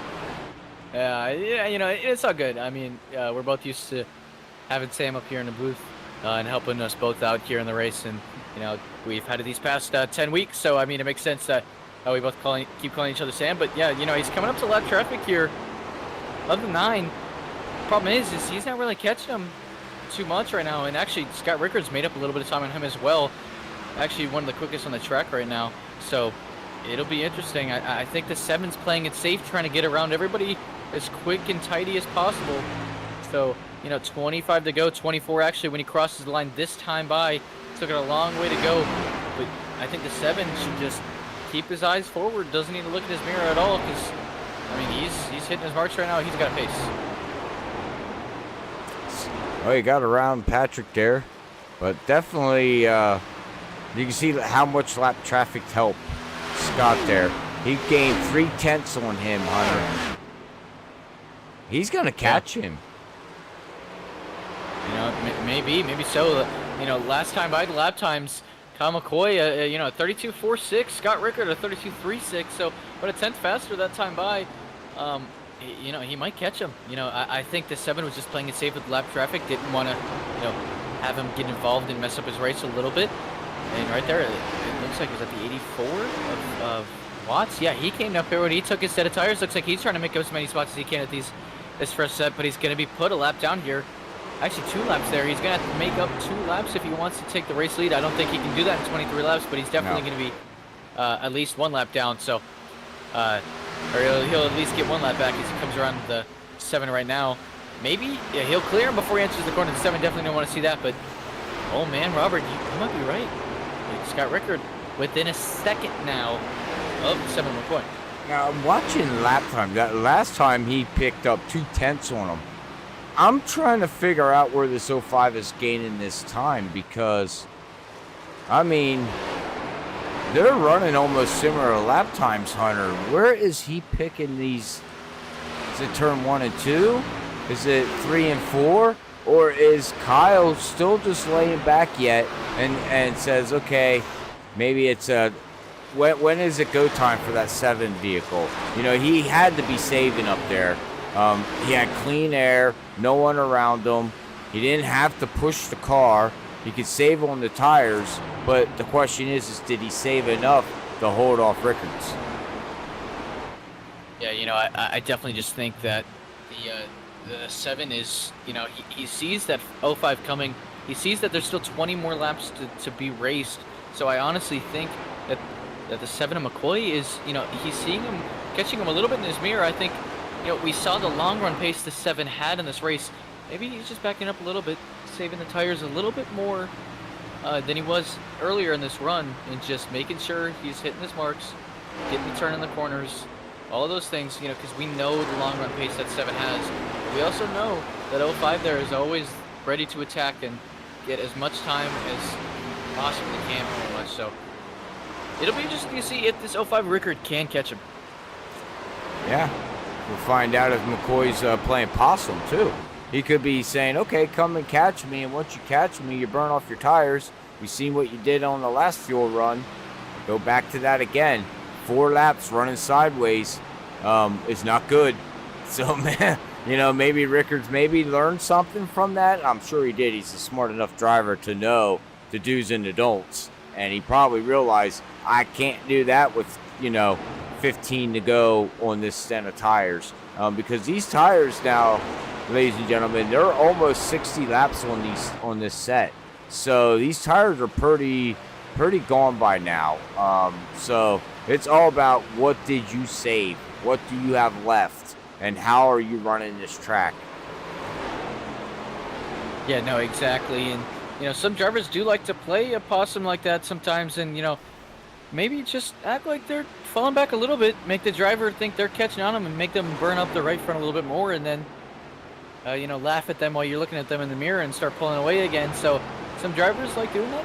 There's 17 to go. We still got a long ways to go. Maybe that 7 was thinking a little bit too much of a big picture and was daydreaming a little bit and use up that right front while he, he has such good long run pace. So I can't see him doing that. Always rocking that Iowa State University paint scheme. It changes every single week, but he's looking like I'm guessing he goes Iowa State University. But right now, rocking it really well. As you can see now, the 88 of Timmy McNally. No one really in front of his screen right now, but he does have a driver in his mirror right now. That 15 of Campbell, who is catching him every lap right now. But man, this field really is spaced out right now. We're not seeing much battling going on, Robert. Yeah, not too much battling as we see everything single file, open wide. Just very, very good racing by everybody. Yes, we had one yellow here tonight. Unfortunately, with that number 9, Napa Know-How Patrick, unfortunately got into the wall and had to take out 2 other drivers, but, they got the fast repair. But I want to give a shout out to Cody out there. Thank you for tuning in. Everything's going good here tonight, man. Good run that you had, I guess, last night at Underdog. It was good seeing you out there on the track there, sir. Yeah, and, right now, looking all throughout the field right now, 84 Mike Watts, he was a lap down, but he took that fresh set of tires and made that strategy I was talking about earlier. And now coming up to the 51 of Wade, he's catching him, and he's much faster. Look at the rotation he has to the center of the corner. He actually had to check up really big. And all of these cars in front of him, he's actually... Oh, man, the 51 really loose and exited as well. I mean, he had no more rear tires left there. 84 made an interesting call. He wanted to make up as many spots as he could. Now in front of the 51, he wasn't racing for position, but all of these cars are now lead lap cars. He's trying to get around to get his lap back to race for position. The only problem is if we have a late yellow, he already done burned them tires up. So, he's going to stay out, of course. And I think he did that strategy call there, Hunter, for track position. Because if we do get a late yellow, and he starts up front, say on the lead, P1 on that restart, he knows he's going to get freight trained. He knows he's going to lose positions. But if it's only 8 to go, 3 to go, he might be able to finish in the top 10, top 15 compared to a top 25 car, because tonight just wasn't his night. Yeah, and that's probably why he tried to make that interesting gamble of a strategy right now. Mike Watts now up to 21st, getting around the 0-0 of Butt as Butt now comes down pit road, maybe trying to take some tires. Interesting call on his part as well. Oh yeah, I could definitely see that 84 getting up to the top 15, maybe. Top 17 right now is Patrick Hasty is the first car 1 lap down in that lucky duck position if we do see a caution. So right now, that 84 of Watson just trying to make up as many spots as he can in that time frame. It looks like he can get all the way up to maybe like you said, top 10, top 15 ish area. So it'll be interesting right now. Like you said though, maybe 7 McCoy playing a possum with the 05 of Rickard. Boy, now pulling away again from the 05 of Rickard and McNally still. So it looks like that 7 still had more of that long run pace in his back pocket. Yeah, the lap times for the past 5 laps have been the same. So I don't see... It's all going to come down to mistakes now. As we watch Christopher Wade and Jason here, they're going to be battling right now here, Hunter, for 12th and 13th position, trying to work their way up. They're not going to be able to get into the top 10, unfortunately, but they're trying to work, you know, the 12th, 13th position as, wow, Metcalf went way high. Yeah, maybe he was just letting them by right there. Maybe just a sign of, hey, you know, you're much quicker than me. You can go around me, buddy. But yes, some drivers, you know, it's maybe a little bit more conservative on the side of, you know, you're quicker than me. I don't want to be racing too hard. I just want to finish in the spot where I am right now. And you see the gap between them already, the 53 and the 35. Actually, no, did the 35 come down? The 35 came down pit road. Derek's coming to pit road. Can they make it on? Yeah, they got to be able to make it on pit. It's got to be close. I mean, we see the 00, the 35 of Metcalf now putting himself a lap down. The 20 of Offerman coming down. Oh man, Robert, we might have some fuel strategy going on here. Nah. They should be able to. Wow. That's why I'm not a crew chief.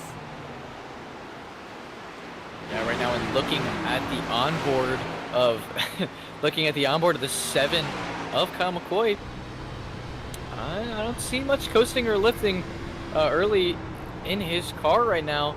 It looks like the same thing with the 05 of Rickard.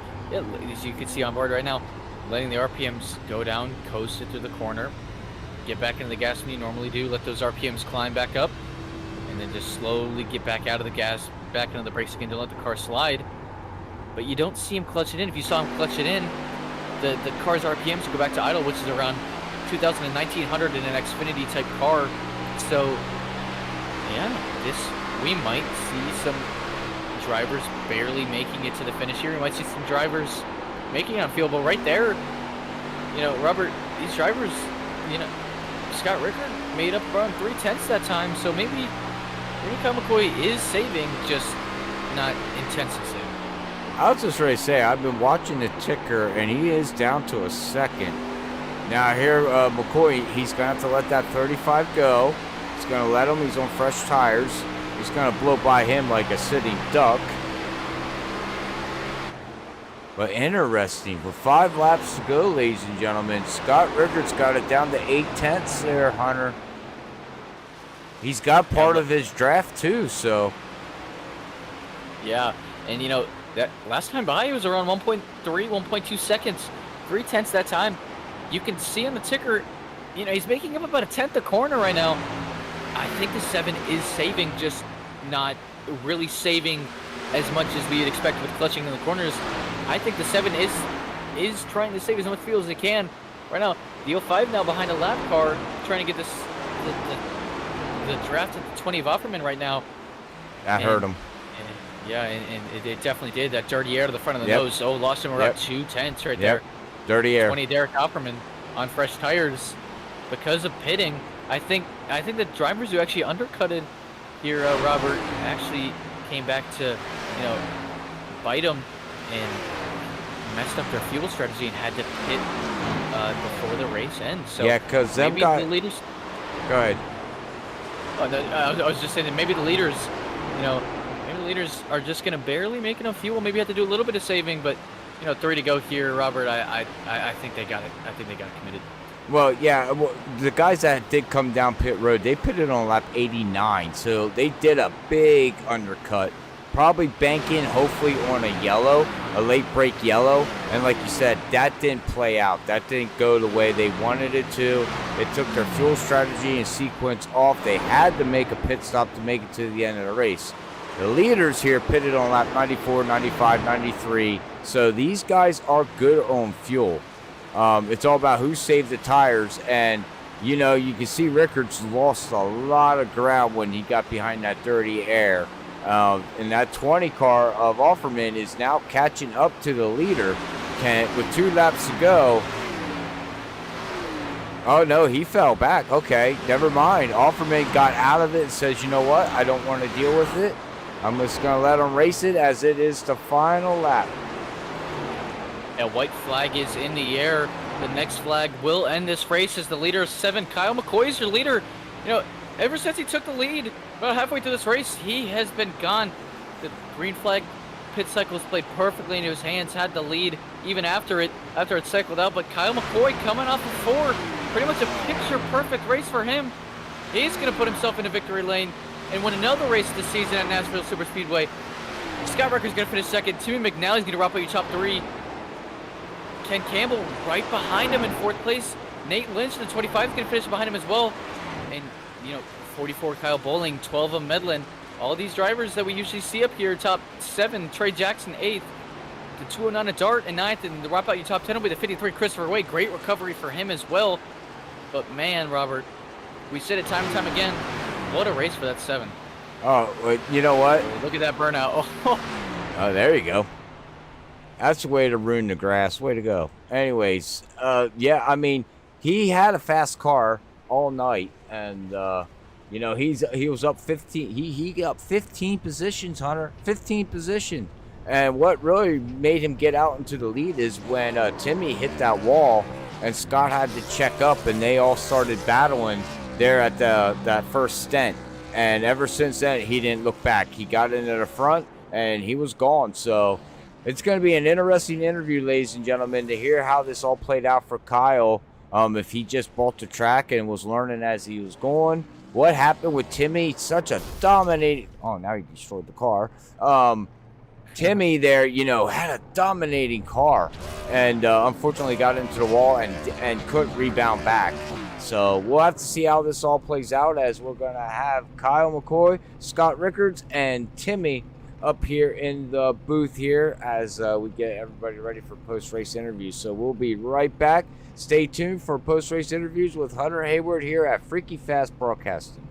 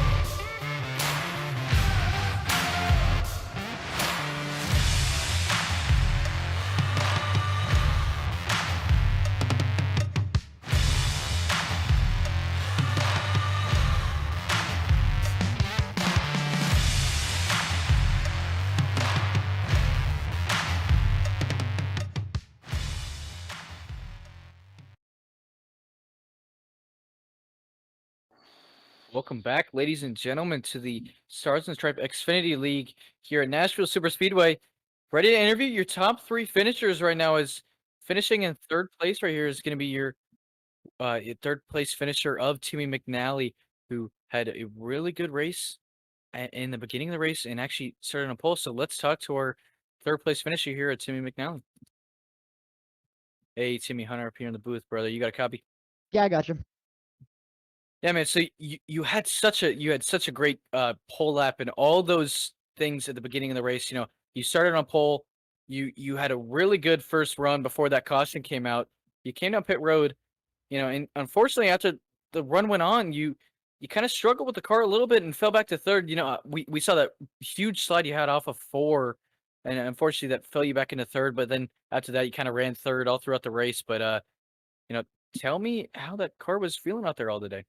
Yeah, I mean, I was happy. Good points day, pool. I think I got most laps led before I started to lose it, but I hadn't ran here much. So as we got later in that run, I tore up my tires. So a couple guys behind me were able to kind of chase me down and had a slide or two, hit the wall a few times. So it was a handful on the long run, but really happy for not really running this track too often to get a top 3 and maybe some extra points for taking pole.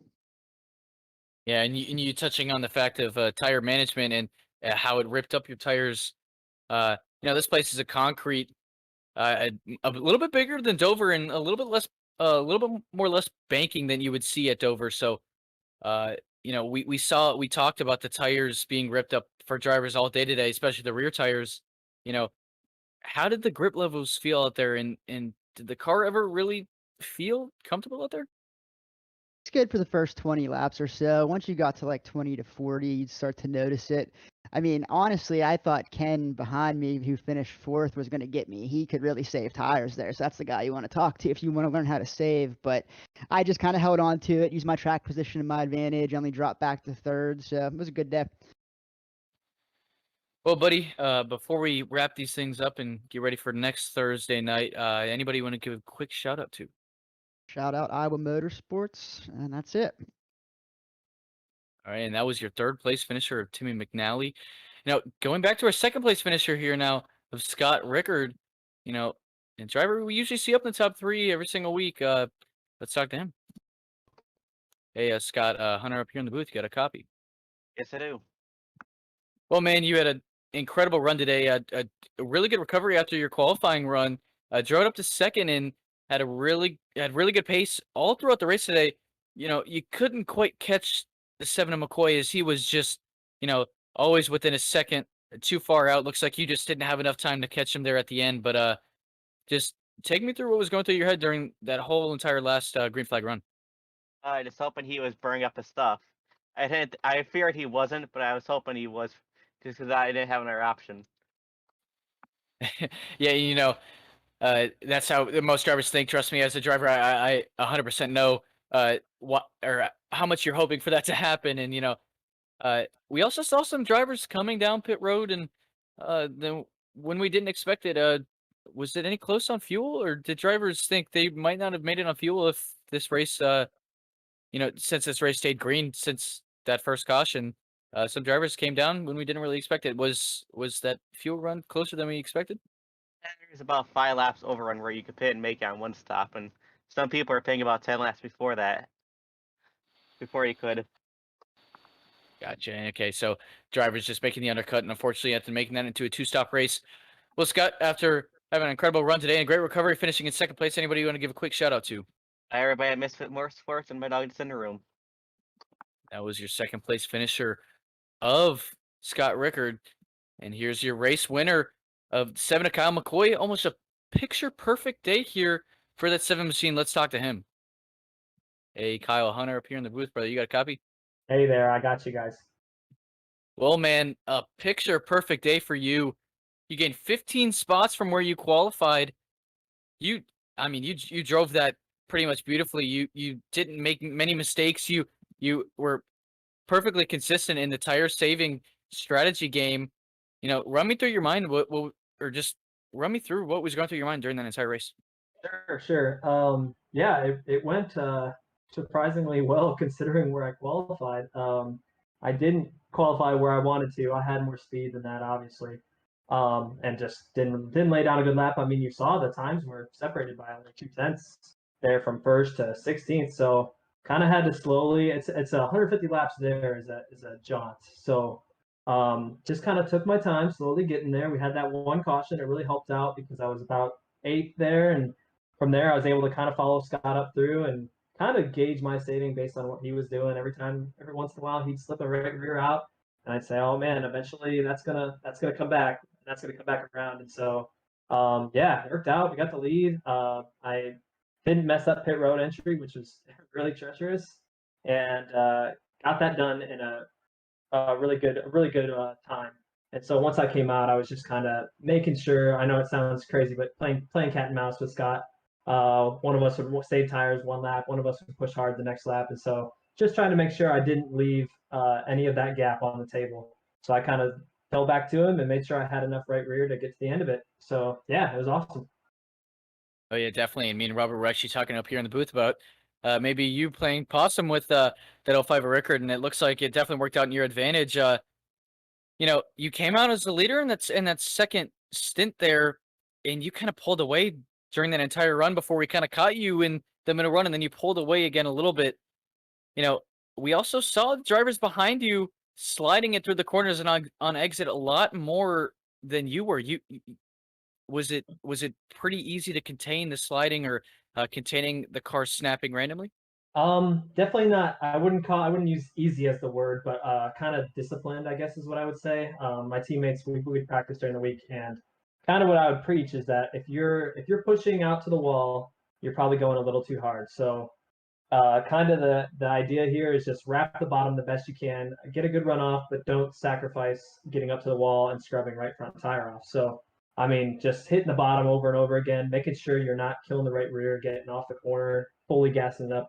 Just being really careful with the throttle, and yeah, saving that right rear and saving the right front on entry, hitting that bottom. That was a kind of like a broken record there at the end. Just making sure I did that. Anytime I didn't do that, Scott was ready to pounce. He was really fast. He was right there behind me the whole time. So yeah, like I said, just being really careful and being really disciplined and hitting that bottom. And as long as we could do that, I knew this track is really similar to Dover. I mean, you got that concrete surface, and it's really kind of right in my wheelhouse. For whatever reason, when they released this, I just kind of took a liking to it right off the bat. So I'm just glad to come out and do what I was supposed to do tonight and finish the job.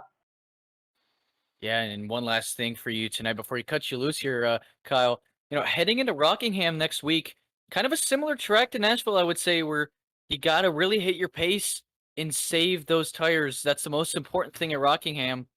Much higher banking than Nashville, and not being concrete, of course, as well. But it's still very brutal on the tires and how you have to drive it. So, are you feeling confident going into Rockingham after the drive you had today?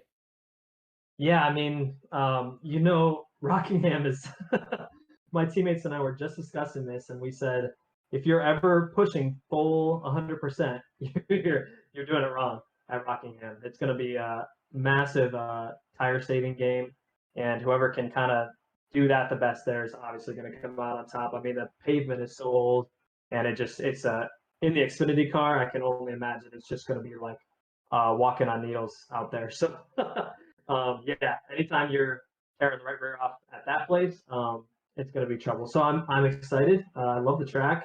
I can't say that I've had amazing performance there in the past, but we'll put the work in this week and see where we kind of stack up. I definitely like the confidence boost that this gives me going there, and I think we're poised for another good run. Yeah, I'm excited. Yeah, and almost a picture perfect day for you in that 7 machine. Kyle McCoy, anybody you want to give a shout out to before you cut you loose here? Yeah, first and foremost, let me give a shout out to Brian Burkett, Josh Warner, and Travis Butt, my teammates. We put a lot of work in this week, and unfortunately, they didn't quite have the runs to show for it, but they were all super gaining on speed there. And so, yeah, love the fact that they were able to help me out. Really appreciate having teammates to put that time in, and hopefully we can continue to do that and continue to improve as a team going forward. Thanks to the broadcast. I'm going to look forward to watching this. I hope we put on a good show. That middle stretch of the race was fun from the driving point of view. I hope it looked fun there when Scott and I were kind of going back and forth with Timmy. Yeah, and thanks to Nate for putting on the lead. Thanks to Derek, everybody that puts this thing on. I feel like we're putting on good races, and it's ultra competitive. So definitely looking forward to running the rest of the season out. Well, pretty much a picture perfect day for you, Kyle, and it had a great, incredible race, and congratulations on that first place finish there, buddy. And maybe we'll be talking to you next week in the interview room again. Thanks, boys. I sure hope so. Appreciate it. And that was your first place finisher of Kyle McCoy. Robert, we kind of discussed it all day today. We kind of saw this coming, seeing the 7 winning this race and having the perfect strategy. He's really good with saving those tires, and yet again, he's coming out on top. Yeah, that is exactly right there, Hunter. It was a good run. Congratulations to Kyle as we got our unofficial results up here, which I do believe are going to become official results. But Scott gave it everything that he could. He's going to wind up 1.78 seconds behind with Timmy. Man, such great run at the beginning of the race. I actually thought he was the car to beat, Hunter. I actually thought it was, but unfortunately, it all didn't play out for him for that Iowa Motorsports car here tonight at Nashville. But you can see the rest of your running lineup here, finishing order. You got to give a big shout out to Christopher, finishing in the top 10. Good job for him bouncing back after just running in the back of the pack, probably just trying to finish out the race. Then go through the rest of the field here. We'll see last week's winner going to wind up in that 23. He's going to finish in 13th position. Mike Lynch, 14th position. We got a lot of drivers that fell way behind here, Hunter. Look at Jason back here in 21st position, 1 lap down. Derek Offerman had to make that late pit stop. He's going to come home 23rd. Nick Hollins, somebody we don't talk about, 3 laps down, 25th position. And Travis Butt, not a night for him either, down 14 positions. So them drivers are going to be looking to, rebound here going into Rockingham next week, which is, oh my goodness, I couldn't tell you the last time Freaky Fast called a race at Rockingham. Yeah, man, and it's a very iconic track. The Rock, everybody knows that the track when it comes to old school NASCAR, and it'll be an interesting one to see. It's kind of like Nashville, where, like Kyle McCoy said, if you're pushing it 100%, you're doing it wrong. You gotta drive that car so conservatively, and just not kill the tires, kind of like Nashville. And it'll be an interesting one to see and call. But Robert, I'm gonna throw it back up to you in the production chair and close this one out. It was a great one to call, and it's gonna be fun to watch the same one next week. That is correct. Well, thank you, ladies and gentlemen, for tuning in here tonight with Stars and Stripes. If you're looking for a league, make sure you check them out on your Thursday nights here at Freaky Fast Broadcasting. And come in and join a run with these guys if you're free and you want to do some Xfinity racing. Just look them up on iRacing's league portal page at Stars and Stripes. And they would be more than welcome to help you get into this league and get out here and run with these guys. But like you said there, Hunter, our next race here with these guys going to be next Thursday at 9:20. It's going to be at the Rock. It's going to be a very fun track to watch. Some great racing that's going to go on there. So make sure you tune in for that one. Our next televised will be Saturday night as we get ready to round out our playoffs at Talladega. And then Sunday night with not Stars and Stripes. Sunday night with SRU as they go on to Talladega with the new next gen cars. So make sure you tune in this weekend. It's going to be a lot of drama, a lot of action, a lot of talking, and a lot of storylines that's going to be going on with the NISCC Cup Series as they going to punch somebody in. There's going to be drivers that's going to need to get a win, Hunter, on Saturday night to make the top 4. Brian Johnson is one driver, locked himself in to the 4. There's 3 slots left with a total of 8 drivers, and actually 7 drivers going to be going for that 3 positions, and it's going to be at Talladega. So it's going to be very fun to watch that race Saturday night at 8:50. But until then, me and Hunter want to say again, thank you everybody for tuning in. Hopefully everybody has a great weekend, and we'll catch you on the next one. But until then, God bless everybody. We love you all. Peace out. Bye, everybody.